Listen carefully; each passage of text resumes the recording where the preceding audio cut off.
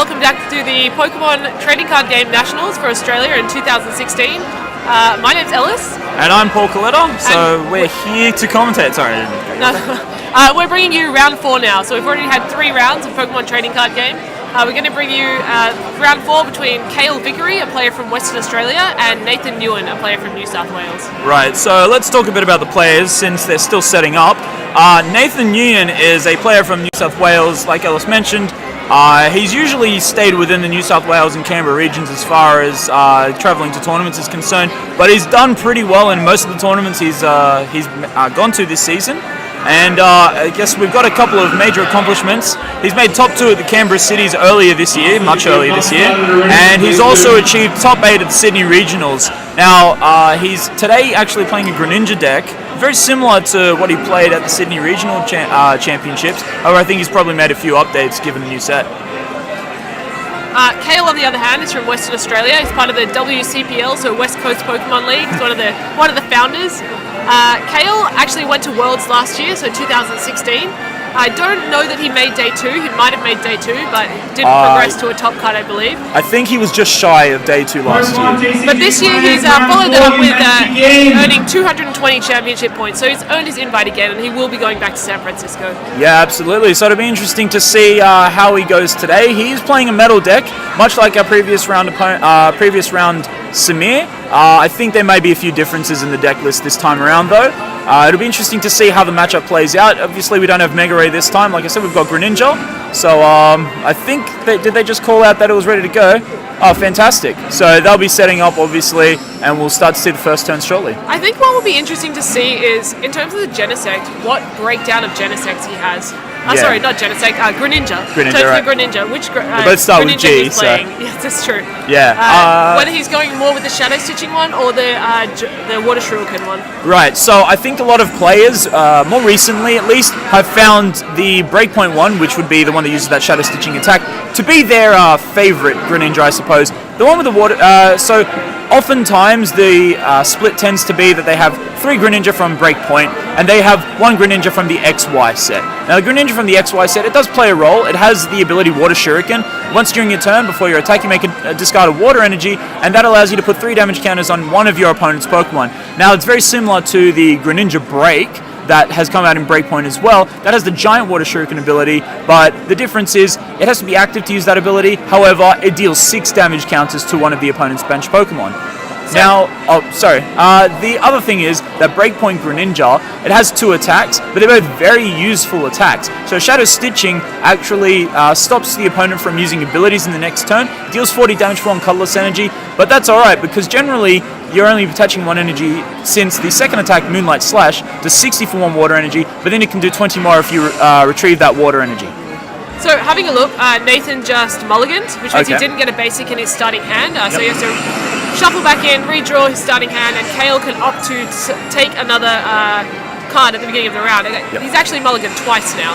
Yeah, so these Greninja decks often don't play too many basic Pokemon. They like to go with they usually like to max out their Froakies and Frogadiers, and then of course the Greninjas. Greninja Break not so much, but then after that, they don't generally play too many other Pokemon. Some of them you'll see play the Octillery line, so you can see Remoraid here and there. Some of them opt to use, I believe, a Shaman EX, but at a very low count. And then they also like to use Jirachi, that promo I mentioned before with that Stardust attack. So we've got, I believe Nathan just went first and drew past. Okay, well that's very, very quick first turn. Which is certainly not an ideal first turn for Greninja decks at all. However, it's actually not terrible. I don't know that Cale will be able to get the first turn knockout and thus donk. No. And Nathan then can just evolve into a Frogadier and use Frogadier's attack to set up all the Frogadiers on his bench. That's right. So Frogadier from Breakpoint has that attack Water Duplicates. What it allows you to do is search your deck for up to 3 Frogadier and put them onto your bench, allowing you to bypass that basic Froakie, which is very nice because it means that you can start swarming your Greninjas very quickly. Now, even though Nathan passed, with these Greninja decks, oftentimes your turns sort of start to get more explosive after the first turn. So you might see, for example, he may have drawn past, but he may next turn just go for a Frogadier or Water Energy. He may be able to play a supporter, use a couple of search cards, and that'll really set up his field.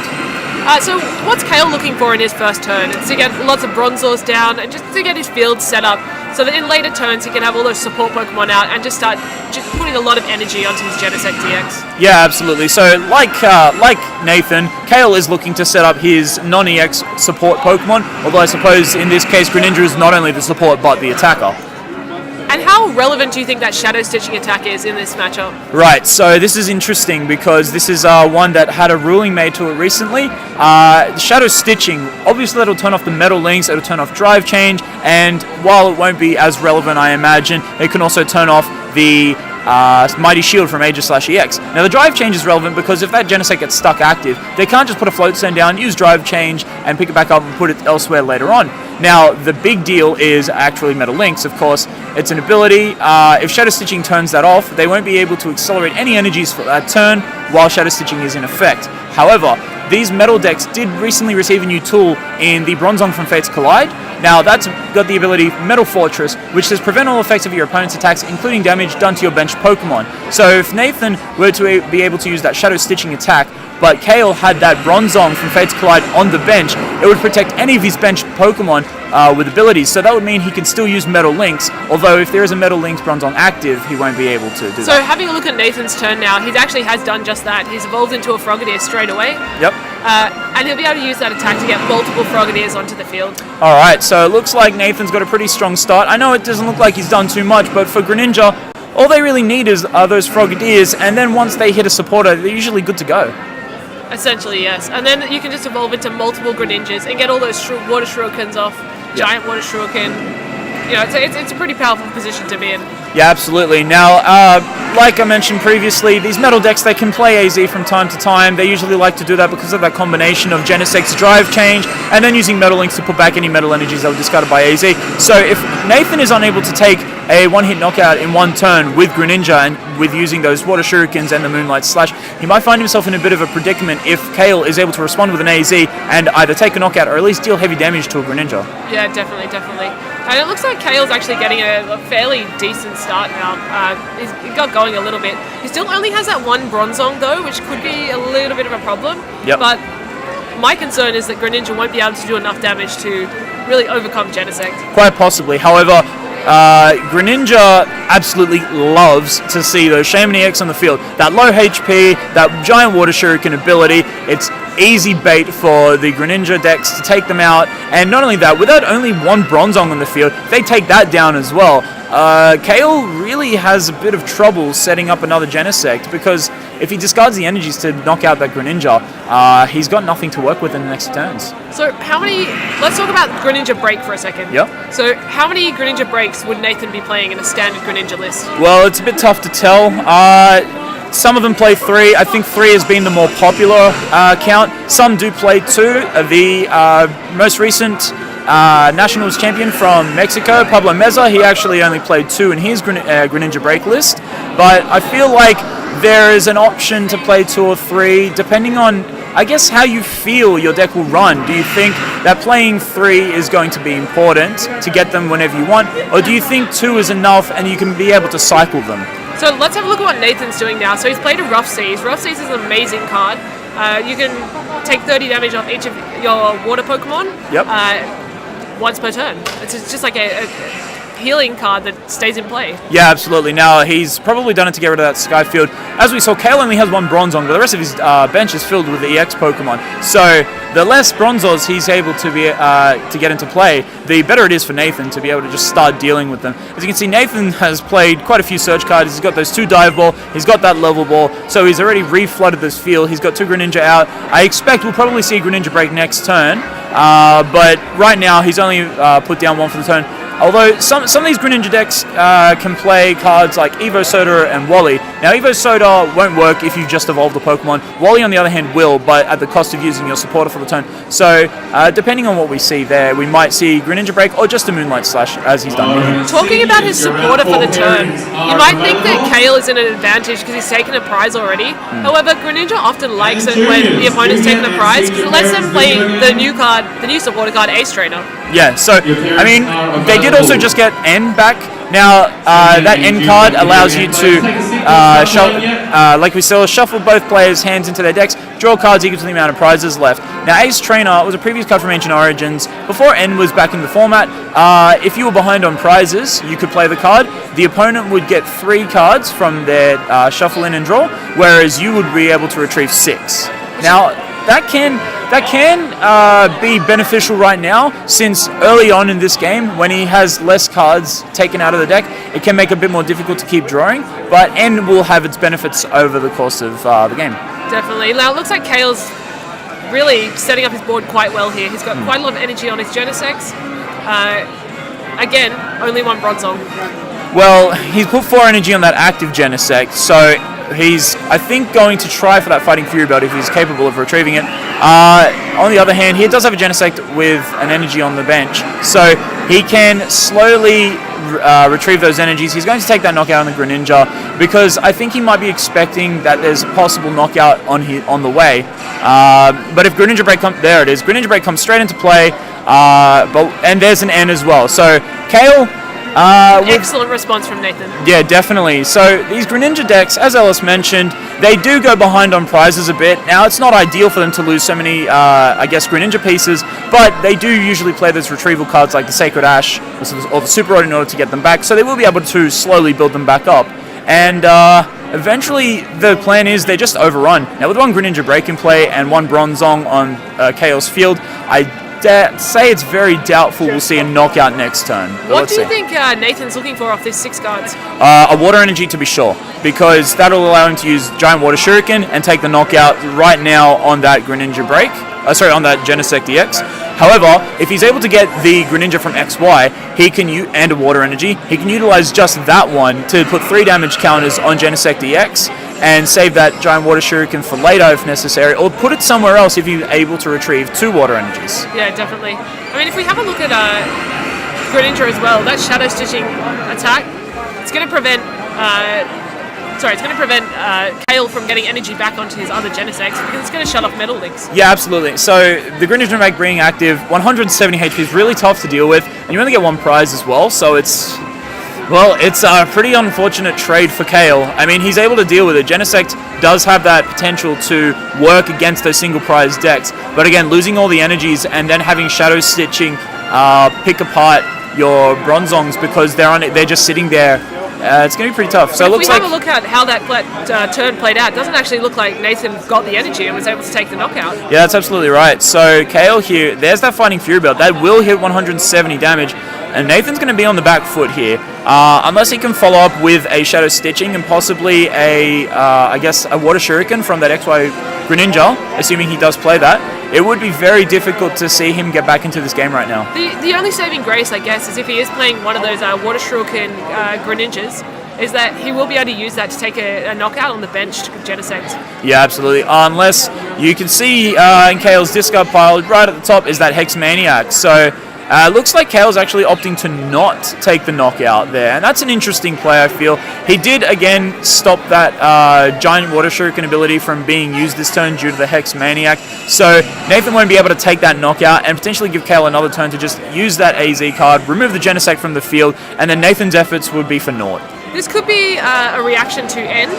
Yeah. If he takes that knockout on the Greninja Break, Cale will be down to 3 prizes, and an N to 3 is never really a good thing. No, absolutely not. N to odd prizes is usually where players find that they struggle a little bit. Nathan, however, has retrieved a Sycamore, but it looks like it's at the cost of some pretty important cards, versus Seeker being the main one. It's interesting that he chose to play the Sycamore over the Ace Trainer. I mean, maybe he thinks that Cale doesn't have anything of value in his hand. Quite possibly. Or he wants the 1 extra card draw of the Sycamore. Oh, my apologies. It looks like Cale didn't play that Hex Maniac, so I guess Nathan was able to use the Giant Water Shuriken, take that knockout, and keep going. Even though he's taken 2 prizes for the turn, he's still got a little bit left in him with that Trainer's Mail. Yeah, we'll see what he does next. I feel that his optimal play would be to get more Greninjas on the field, or at least evolving the Froakie into a Frogadier. Yeah, so obviously relying on that 1 Greninja Break isn't going to get him very far. It looks like he's retrieving a Super Rod or a Sacred Ash to get back those Greninja pieces here. And then he's using a Dive Ball in order to just take one of them straight back. I would presume that Frogadier, but I could be incorrect. No, he's going for that Greninja. Now, that can be important because it'll allow him to follow up with another Greninja break next turn if he can retrieve it. Yeah, definitely, and get some more damage on the board. Should he be targeting the Shaman, or should he leave the Shaman to 2 prizes at the end of the game to clean it up? Honestly, Shaman doesn't really do too much to Greninja. It just sits there, and Cale's got 2 on the bench already, so it's highly unlikely that he's going to retrieve both of them in the same turn. If he does, then it can make things a bit difficult for Nathan, but using Sky Return, it would be negated by that Rough Seas because it only deals 30 damage. Not only that, it doesn't really advance his board position too much. Yeah, definitely. I mean, are there any other ways for Cale to get those Shamans off the board? Besides AZ? Would he play AZ? Again, it's not really it's a card that you generally want to play in that type of a deck. It just has such raw power, and against things like Item Lock, where you might struggle to retrieve any sort of just setup at all, having AZ available as a way to move something big from the active spot, or even just reuse Shaman in case you miss a Sycamore, is pretty big. So here's an interesting point. It looks like Nathan's been attacking with Moonlight Slash. Yep. What could be the reason for that? Do you think that perhaps it would be better to be playing Shadow Stitching to block that Metal Links, or do you think it's better that he's just trying to get large amounts of damage on the field? Well, I think that Nathan's board position, given that it's currently just a Greninja and a Froakie, is pretty rough. He doesn't have a lot to go with, so taking that big damage and going into those attackers right now is probably his best way out. And not only that, Cale doesn't have any abilities on the bench besides that 1 Metal Links, and that can slowly build up over time, but just having the 1 there doesn't really... It's just not huge. I think it's not big enough for Nathan to really be worried about. So it's likely that he'll just be looking to take the knockout this turn. I mean, with the Moonlight Slash and potentially a Greninja, or is it... Greninja Break? Yep. However, I'm not sure if he just evolved that Greninja. No, that was last turn. He used the Dive Ball to search out the Greninja, so that way he can set up for the break.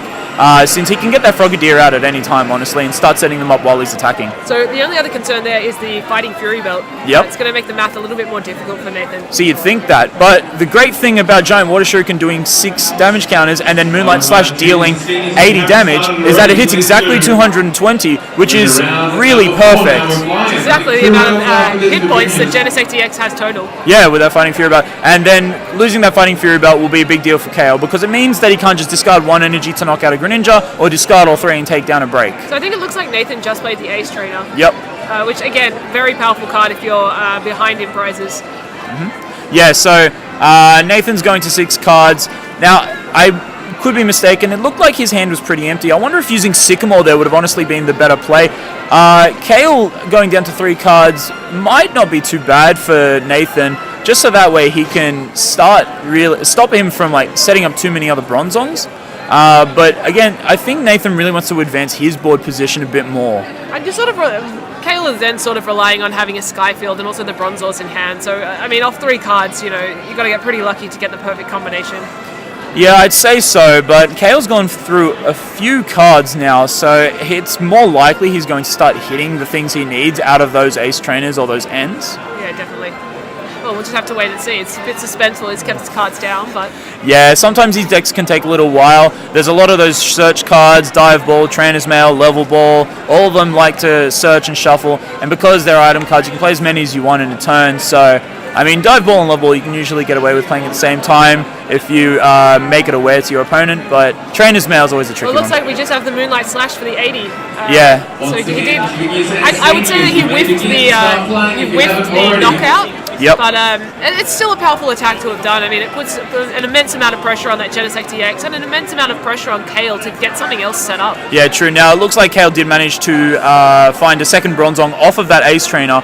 He's using Drive Change to retrieve the Fighting Fury Belt because there's there's that AZ. So all that work from Nathan gone to waste, unfortunately for him. And it looks like Genesect is going to be able to find... Genesect. Yeah, it becomes a fresh Genesect. Metal Links can keep going. And I would say Cale has the favourable position in this particular instance. Now, I'm not sure, did Cale use Drive Change? Oh, he must have used Drive Change. Yeah, so he used Drive Change on that other Fury one. Belt off before he used AZ. Yep, so it looks like he's just discarding 1 energy. Like I said, that Fighting Fury Belt, if that had gone down, that would have been huge. But Nathan now has to respond. He has another Greninja, but I don't know if he can keep at this pace. If Cale doesn't have a Metal Energy, there's a chance he might be able to stop Cale from attacking next turn. That must have been a real blow to Nathan. Heavily damaged Genesect just being cleaned off the field and essentially replaced with a completely fresh one with all the same attributes, really. Oh yeah, absolutely. And like having that amount of damage, you don't have infinite resources. Even though you have Fisherman in these types of decks, you have the Super Rods that can retrieve the energies. Again, they're not infinite. Eventually, you're not going to be able to use Water Shuriken anymore because you need the water energy for Moonlight Slash anyway. So that's just a turn wasted for Nathan. Oh, a couple of turns wasted, actually. I mean, luckily he didn't use any Water Shuriken abilities, but again, he kind of needs to start taking prizes a little bit quicker if he wants to catch up here. I think maybe an N. Oh, actually, he's getting an N off the Trainer's Mail. Yeah, but so... an N and then potentially a Shadow Stitching, just to get some damage on the field and then to prevent energy coming down through the Bronzongs. I think that could be a pretty strong play, especially because Cale may not... I mean, if he gets the Metal Energy, it doesn't really matter too much because he can attach it to that active Genesect EX, but it would mean that he can't respond to that Genesect being knocked out afterwards. An interesting thing to consider, and with all Pokemon trading card games, is there is a time factor as well. So these are 50-minute rounds, and we have actually gone through 20 minutes of this game so far. Yeah. Should Nathan consider scooping, or do you think it's too close to call? I'm not sure. Honestly, I think that... hold on a second. He did just use Wally. So, like I mentioned before, that lets you evolve into the evolve a Pokemon, regardless, but it does use supporter for the turn. So, maybe not. He has another break. He has a chance here, and getting rid of that Fighting Fury belt is pretty big. Now, it looks like Cale might be able to set up that Genesect on the bench, but yeah, because he's got the Float Stone. He did change that earlier. But we will see if Cale can actually respond here. I can see a Max Elixir in his hand. That's an interesting card. Yeah. That, along with the two Bronzongs, just fully sets up a bench Genesect EX. Yeah, Max Elixir is really nice in that early game when you don't have the Metal Links available to you. So it gives you some sort of board presence already there. But not only that, in the late game, if you're starting to lose Bronzongs, if you're under that item lock, but there are still Metal Energies in your deck, you can start working with your deck, not just your discard pile. So you play with both efficiently. There we are. So now we see the Max Elixir, and what's he going to get off the top 6 cards? Well, I guess he's hoping for a Metal Energy. I think that's the only energy he's hoping for. Yep. He gets it straight away. Alright, so it looks like he'll be able to use Rapid Blast with that bench Genesect over there. However, I don't think that's a knockout unless he has a Fighting Fury belt in his hand. Yeah, definitely true, and he'll have to change that Float Stone back out. Yeah, and it would seem a bit bizarre for him to put down that Float Stone on that bench Genesect if he wasn't already holding that Fighting Fury belt. Definitely. He uses a Sycamore though, so I guess that would make sense. He doesn't want to discard that Float Stone. We'll see if another Fighting Fury belt comes down. A Megaphone was used last turn, so I'm not too sure here. So having a look at Cale's hand now, he's got a Metal Energy. He's certainly got enough Metal Energy in his discard pile to Metal Links twice to that bench one. Yeah. Now, the thing is, that Metal Energy in the hand, that's actually enough. What he can do is he can attach that Metal Energy and use Metal Links twice and discard all of his energies to deal 180 damage. And I believe that's when Nathan should maybe consider scooping because he'll be down to just a Froakie. I mean, he does have that Bubble attack, which can be pretty clutch, but he knows that Cale plays AZ, so I highly doubt it's going to provide him too much time. If he doesn't, if Cale doesn't take the knockout on this Greninja, I actually think Cale might be in a bit of a tricky position because Nathan can just use Giant Water Shuriken to knock out that damaged Genesect EX. Yeah, so I feel like taking the knockout here is probably Cale's best play. I wouldn't really see too many other ways to go about this. He's used his supporter, so he's not taking out that Froakie right now. I really don't think... so he's got the 4 Metal Energy there, and he's discarded all of them. I feel like that's the correct play on Cale's end. He's just making sure that Nathan has absolutely nothing to respond with, honestly. Yeah, Cale is a really meticulous player. He actually thinks through all of his options quite a lot before he plays them. Yeah, absolutely. And as we can see, Nathan has decided to scoop that match and scoop that game, and he will be going into game 2. I imagine Nathan will want to go first, give himself an extra turn to try and set up those Frogadiers and Greninjas, because he did have a bit of a rough start earlier that game. So for those who don't know, the Pokemon trading card game at sanctioned events is a best of 3. We're playing a 50-minute round, so we're almost halfway through the round. If 2 games are concluded with a winner, and the third game isn't finished, it goes to a tie. However, if this second game doesn't finish, Cale becomes the winner because he has successfully won one game. Yeah, that's absolutely right. So I suppose neither players really want to go into that situation of a tie or a loss right now. We're only up to the 4th round, and there are 8 rounds right now. So I would suspect that Nathan is going to do his best to try and get that win, but Cale isn't very susceptible to these donks that can happen, and Nathan's deck just doesn't have the potential to pull that off. Definitely, and there are a lot of different ways in the Pokemon trading card game that you can extend the time of a game through different plays. I mean, stalling sounds like a terrible word, but just through legal actions like retreating your Pokemon or, using that AZ to get rid of all the damage. Options that are available to Cale if he gets into a position where he just can't finish the game and he needs to, get it to a tie for the second game. Of course, and when you say stalling, what you mean, like you said, it's just sending up something that would keep Cale still in the game, and it's not too detrimental if he was losing that particular Pokemon. Yeah, definitely. I mean, we'll see how this game goes. Do you think Nathan will elect to go first or second? I definitely think he'll be going first in this case. There's not a real boon to him going second. I suppose one could argue that he could use Wally on the first turn in order to get that Frogadier out. Now, that I guess you could see that as a... I just don't think that giving Cale the option to go first and then letting Cale set up is a good idea, because Nathan wants to have that board present. He wants to search out those Froakies early, I think. So what do you think is I guess as you're saying, what do you think is an optimal first turn for Nathan? Well, I'm not too sure. Like having the Froakie active just on its own, not doing too much, it doesn't look that great. But if you have all the answers already in your hand, then you don't really mind not doing too much on the first turn. I feel like Nathan wants 2 Froakie on the field on his first turn. Given the fact that Cale used Max Elixir, that opens up the possibility of Cale taking a quick knockout on a Froakie, and if Nathan only has 1 Froakie, that's not going to be, it's a donk, so you can't really do double that. Max Elixir, and then there you go, that's taking the prize. Yeah, absolutely, and I think Nathan wants to avoid anything like that happening, so I suspect that if he goes first, he'll be searching out a Froakie. Don't know what else he'll do, maybe just thin his deck a little bit, make sure he's got the answers that he needs, have a Water Energy and a Frogadier available for the next turn, and just make sure that the Frogadiers aren't in his hand. One thing we didn't see in the first game from Nathan is Remoraid Octillery. So right, that is definitely an option that some Greninja players elect to have that Octillery there for the extra draw power during the game. Yep. What do you think is better? Alright, so Octillery, it already runs off of that Dive Ball, Level Ball engine, given the fact that it's not only a water type, but both Octillery and Remoraid have 90 or less HP, so it's easy enough to search them out. However, I don't know that Nathan would be too happy with having Octillery on the bench.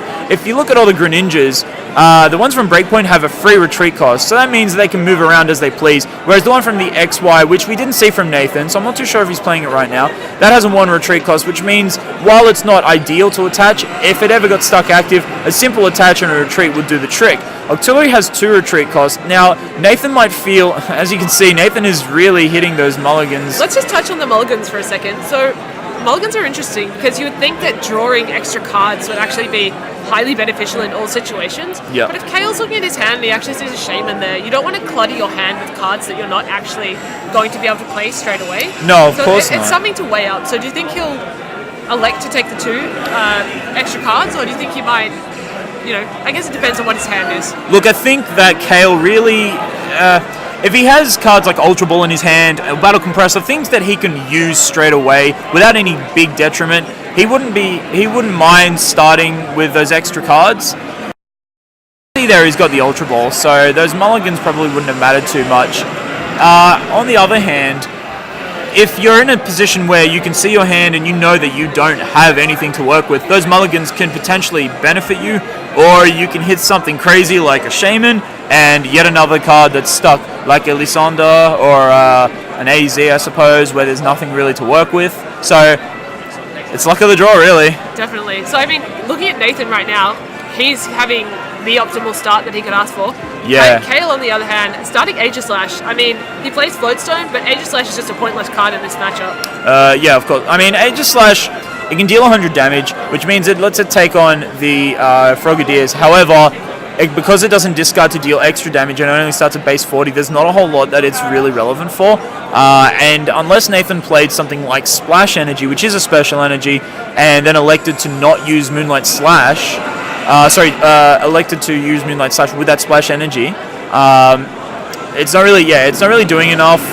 Its ability doesn't affect Nathan really at all. So yeah, Aegis Slash is probably a poor starter for Cale to have. Then again, Kale's now got the one Bronzong down, and off the Ultra Ball, he actually discarded 2 Metal Energy, so he's got those ready for some Bronzongs later. Yeah, so it looks like it could be a worse start, and I feel that he still has things to do in his turn. Yeah, of course. Now, he did use an Ultra Ball to grab... It looked like he grabbed the Bronzor with that Ultra Ball. However, I don't know if he's got a supporter card in hand. It might have been worth looking for a Shaman EX, unless he has one already sitting in his hand. I think, looking at his hand, I feel that he has a Metal Energy and Assault Vest, which also is actually not a relevant card in this matchup. No, absolutely not. So he's just electing to play it potentially onto the Bronzor. That's a weird choice, in my opinion. I don't see why you would actually do that when you may actually need the Float Stone on the Bronzong later in the game. Alright, so it looks like his hand is a bit stuck at the moment. I'd say the most likely reasoning is that he put it down in order to just draw more cards with Shaman EX and give himself a better chance. But again, sometimes Shaman just doesn't give you too much to work with. I mean, he has a Versus Seeker, but what supporters does he really have in his discard pile? Yeah, I think he might have discarded one with the... there's an AZ, so he can keep drawing with Shaman, but again, he's already got a few cards in his hand that are stuck. He's got 2 Bronzong by the looks of it and a Metal Energy. So can't play any of those this turn. turn. If he can get a Bronzor off this Shaman, that's a positive thing. Yeah, it looks like he does, so he's pretty set for the next turn, as long as he can get a supporter card to work with. He does have a Bronzong Break in their hand. Now, we didn't really touch on that. Bronzong Break is an interesting card. It's got the attack Metal Rain. For 1 metal and one colorless, you can discard as many Metal Energy from your Bronzong Break as you like, and the attack does 30 damage per Metal Energy. However, you can target multiple Pokemon, or you can target the one Pokemon. So say you had 4 Metal Energy, you could discard all 4 and target one Pokemon to do 120, or you could say discard 2, put 60 on one Pokemon and 60 on another Pokemon. And now let's have a look at Nathan. He's just on autopilot at the moment. Water Duplicates, yeah. Water Duplicate. Yeah, Water Duplicates is exactly what he wants. He's got the 3 Frogadier down, that's perfect. None were in his hand, none were prized, so he's looking pretty positive at the moment. You can see him just having a big smile there, just loving the fact that he's got those frogs ready to go. We'll see the frog song come out soon, I reckon. Yeah, I mean, both of these players, they're just really positive people anyway, so they're going to have a lot of fun with this game regardless of the outcome. Yeah, well, I know Nathan really loves this type of deck where you can swarm and deal big amounts of damage. Nathan previously used to play the Blastoise deck, which it plays a little bit differently. Obviously, you attach the energies, and then you either use Sword Attack, which is very similar to Aegis EX's Slash Blast, or you use that Black Ballista, which somewhat similar to the Genesect EX's Rapid Blaster, actually. Yeah, definitely. So, I mean, looking at it at the moment, both players are in pretty decent positions. Yeah. Obviously, Cale ideally would like to have that Float Stone on the Aegis Slash just to get it out of the way. But given that he has he has AZ in his discard pile, he can just AZ out that Aegis Slash later on if he has to. Absolutely. I think that the fact that he's used one Versus Seeker on an AZ already, not ideal. I think he's looking for a proper supporter next turn, like an N or a Professor Sycamore. I don't know if he'll be playing down that Bronzong from Fates Collide in his hand. I'd say it's possible, but Nathan didn't elect to use Shadow Stitching last game. I wonder if Cale will recognize that it might have been due to the fact that he just needed that extra damage, and if he will preemptively place down that Bronzong from Fates Collide. I've noticed that Cale actually plays 2 different types of Bronzors. Yep. So do you want to go over what is the actual benefit of each one? Yeah, alright, so there's 2 Bronzor in his deck from what we've seen. There's the one from Phantom Forces, has 50 HP, 1 retreat cost, and an attack for 10 damage. It's 1 Metal Energy for 10 damage. It's unimpressive sounding, but the fact of the matter is the Fates Collide Bronzor actually has 2 retreat costs and 60 HP. So he's got a combination dependent on the matchup, I suppose. 2 retreat costs is a lot harder to get out of the active spots if it was to get stuck there by something like a Lysandre or an escape rope. But the extra HP puts it out of range from attacks such as Quaking Punch. It would if Seismitoad EX had a Muscle Band attached, then it would be dealing 50 damage. Oblivion Wing from Eviltal with a Muscle Band, again, that would be dealing 50 damage. So just little things like those would be why you consider playing the 60 HP Bronzor. So if we're having a look, the player's just having a bit of fun. Nathan recognises that he needs Greninja Break, and he just takes Cale's Bronzong Break from the bench and puts on his own Greninja. Well, to be fair, both of them discard energies and deal damage in places, so it's not all too dissimilar. Yeah, but unfortunately that's not how the Pokemon trading card game works, as much as we'd like it to. Well, so Cale actually gets the Floatstone onto his Aegislash, and he can retreat it to the bench. Yeah, that's pretty strong. It would be pretty funny to see a Bronzong Break evolve from that Greninja. It wouldn't even get a HP buff. They both have 130 HP. What value do you get? Well, you can Shadow Stitching with a Bell Frog thing, I guess. Yeah, fair enough. It'd be a bit weird to see. I don't know. So we see Cale is discarding energy to take the knockout on the Greninja. Right, so he doesn't have that Fighting Fury belt, so unfortunately for him, he has to discard 2 energy. But Nathan does have that XY Greninja on the bench now, and he's got that Greninja Break. So if he was able to use Giant Water Shuriken along with the Water Shuriken and a Moonlight Slash, that would be a knockout on the active. And if you can couple that with an Ace Trainer... Oh yes, that would even be quite powerful. Unfortunately, all we see is the... Giant Water Shuriken. Yep, that's on the active. Now, with that Moonlight Slash, Nathan's actually 10 short from knocking out that Genesect, so I think he'll be really... There we go. There's that Water Shuriken coming into play, and an end to follow up as well. So not only is he taking 6 cards from his end while putting Cale to 5, but he's also knocking out the main attacker on the field. He's left that Aegislash with a Floatstone that he can't retrieve, and it's got taken a heavy bit of damage. Now, Nathan definitely won't go for the Shadow Stitching this turn, because he knows that Fates Collide Bronzong with the Metal Fortress ability will stop that Shadow Stitching from turning off Metal Links. Yeah, definitely. It's an interesting card. It's recently had a bit of debate online about, how it can be used, especially with Mew, the new Mew card. But it's interesting to see Bronzong played in this way. Also, for those playing at home, we were talking about a Sceptile deck earlier today. It's actually 4-0 now at the tournament, so hopefully we'll be able to see that later on in the day. We'll have to find out just how exactly he's managed to get to 4-0 so far. It's not a deck that you see all too often, but it can be quite powerful in the right circumstances. Yeah, definitely. So it looks like Nathan will be taking a knockout on this Genesect EX. He'll go down to 4 prizes, and Cale is also on 4 prizes. Nathan's has a fantastic board setup. He's got the Greninja Break. It's not going to be knocked out next turn. He's got a backup Greninja ready to go, so that he'll be able to get a second break into play, and not only that, he has that XY just to do that little 30 damage here and there, which if you actually look at that Aegislash EX, unlike its counterpart there, Genesect, that's 170 HP. So a Giant Water Shuriken and just a normal Water Shuriken will take a knockout, and then he can continue to deal damage with Moonlight Slash. And here's a question, how much health points does Bronzong have? It depends on which one. So the Metal Lynx has 90 HP, whereas the Metal Fortress, the one from Fates Collide, has 100 HP, and the Bronzong Break has a 130 HP cap. Alright, so unfortunately the math isn't perfect with the Giant Water Shuriken and the Water Shuriken to knock out any Bronzongs on the bench due to that break in play, but it could be an option later down the track, or potentially in a game 3 if it comes to it. Yeah, absolutely. I mean, that Bronzong Break, it looks like he might be trying to power... Oh, no, I think he just fell from somewhere. Oh no, he was using Metal Links. I think he might be trying to use Sky Return. He wants to remove Shaman, because when Aegislash goes down, Nathan is going to love to take out that Shaman. It's going to be a lot easier for him to use his resources there. Yeah, definitely. I mean, if you're Cale, would you be looking to AZ the Aegislash as well to try and deny as many prizes as possible, or would you just let it, be knocked out by the Greninja? I think the fact that it has one of the Floatstones, it's a very important tool for that Bronzong deck to have. I feel like, and see, Shaman's has that Floatstone as well, but Sky Return will put it back into his hand so he can retrieve it. So he obviously then played the Floatstone to then draw more cards off his Shaman that he's just played down. Yeah, it looks like he's sort of tunneling into this Shaman this turn. If Nathan's able to retrieve a Rough Seas, the damage won't do too much, but it will allow Cale to retrieve that Shaman. However, he was in such a position where he needed to bench that other Shaman, and I think that because of that being his plan of attack, it doesn't really help him to now remove that other Shaman. But he doesn't have another attacker to work with. He had the Floatstone on that Aegislash. He didn't have a Genesect. He didn't have a Floatstone elsewhere. Yeah. So he's sort of having to go with the underwhelming Sky Return to him. Yeah, it certainly makes that Sky Return a lot less effective, given that he had to bench that other Shaman. But he's put another Bronzor down, which means he can potentially get another Bronzong in play. Having 2 Bronzongs with Metal Links in play, it's just one attachment and double Metal Links onto a Genesect to get a Genesect going straight away.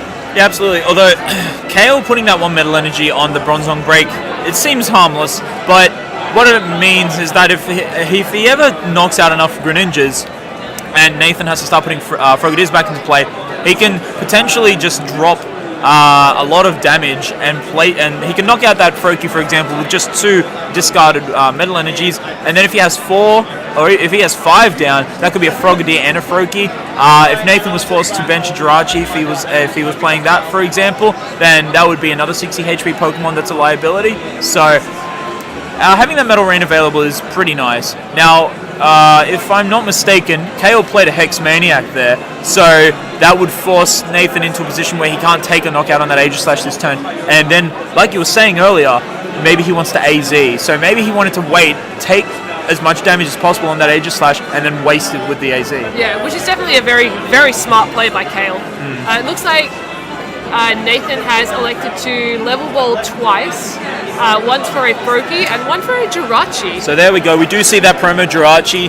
However, I don't know if he's going to bench it, or if he's purely using it just to give himself a better chance of drawing cards he'll need later on. Yeah, thinning the deck is a really important thing to do in the Pokemon trading card game. It's an important thing to recognize that the more you compress your deck, the better your outcomes are going to be towards the end of the game when you really need those precious resources at a specific time. Yeah, definitely. Now, I'll be interested to see if Nathan is capable of evolving that Froakie from a previous turn into a Frogadier.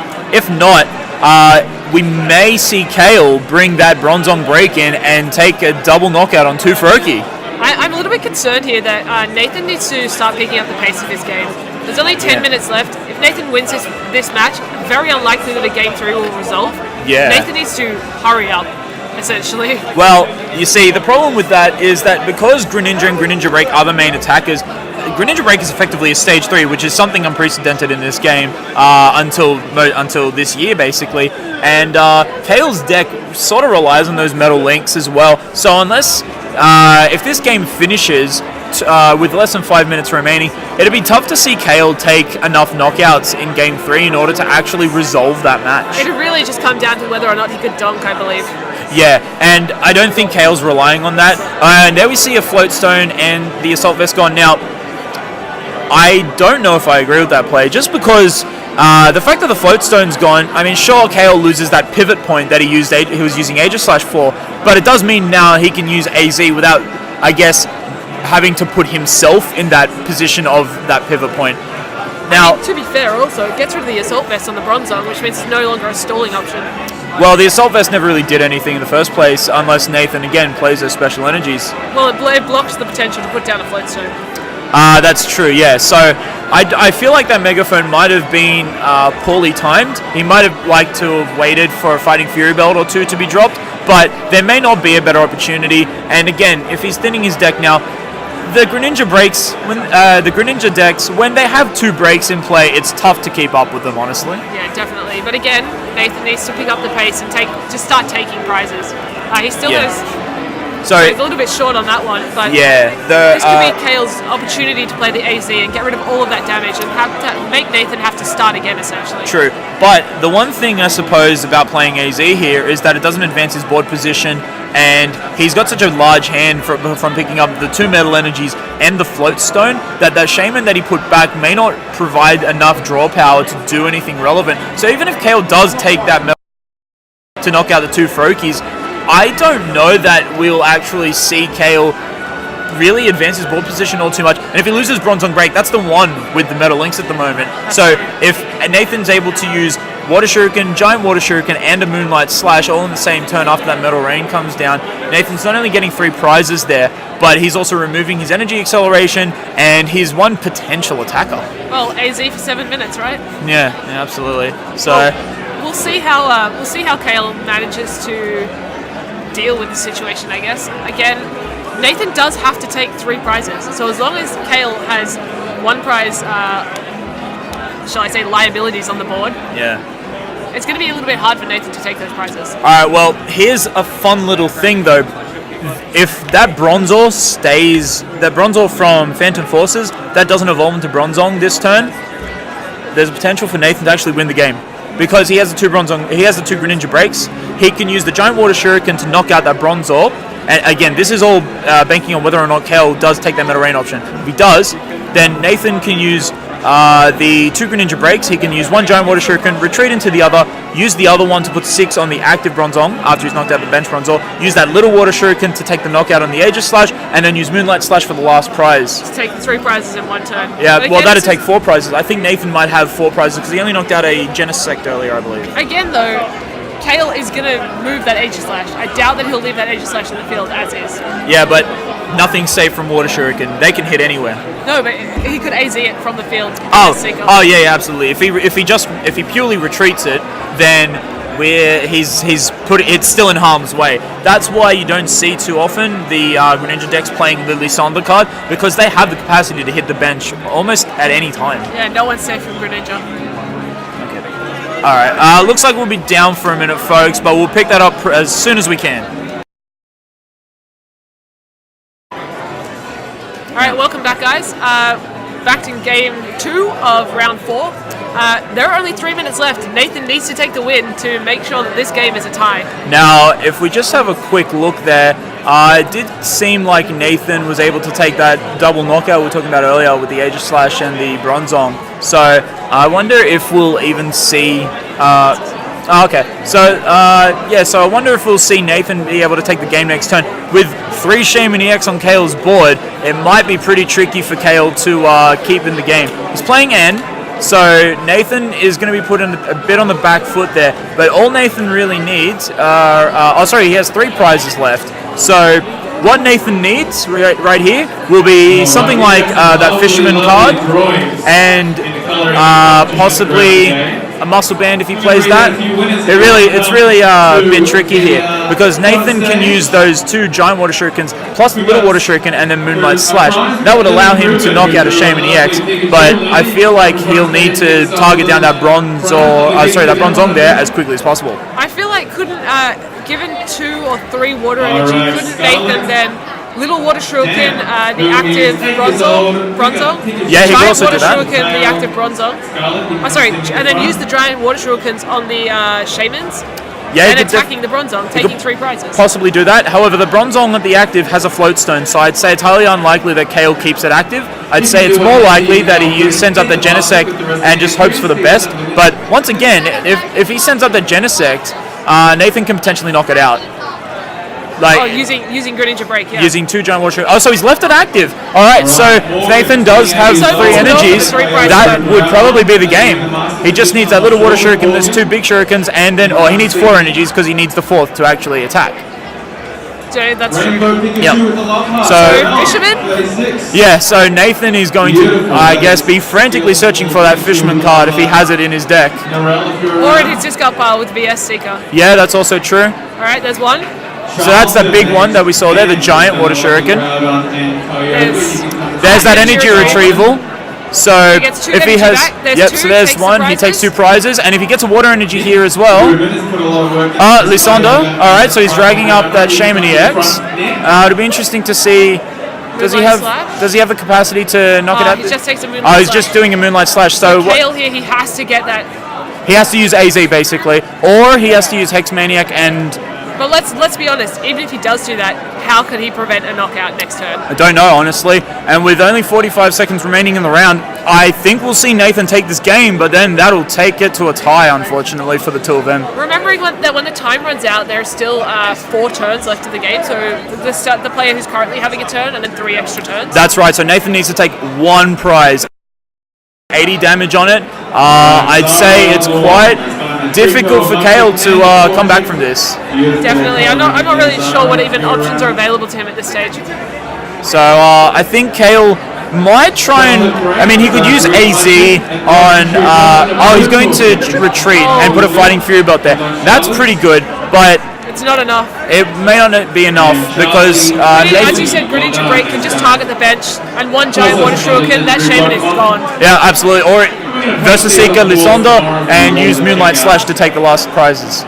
So there are a multitude of options available to Nathan. Yeah, absolutely. Nathan has put himself in a very favourable position here. It looks like Cale will be turn 0 in this match. Well, time hasn't actually been called yet. Okay. Well, I mean, guess we'll have to wait and see. But in any case, it looks like Cale just retreated into a Bronzong. and I don't know what else he can do. So Nathan's got the Moonlight Slash, and there's the game. So that's how it ended. That's a tie. Kale has taken the first game, Nathan takes the second. There are not enough time for a third game. Yeah, so that'll end in a tie. Alright, so we've just had time called, and as a result, because they haven't set up the third game, that will go to a tie, and we'll see both players proceed to round 5 with a 3-0-1 record. 3-0-1 is not actually a terrible record. I mean, no, it's not. It means that the players have not yet lost a game. Yep. A round. Yeah. And in an 8-round tournament, 3-0-1, they're no way are they out of contention for card. No, absolutely not. Now, in Nathan's case, actually, we can see Cale invite. Nathan has 135 points. Now, we do have enough players that in top 32 you would receive 80 extra points. And if Nathan can if he can make that top 32, he'll have his Worlds invite already. So I think that's Nathan's main goal here. I guess obviously any player in the national championships would love to go on and win the whole thing.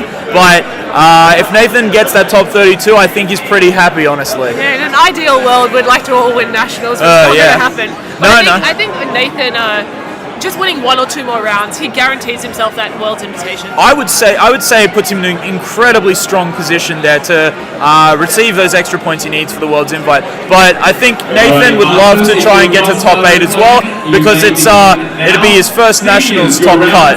It's certainly a prestigious.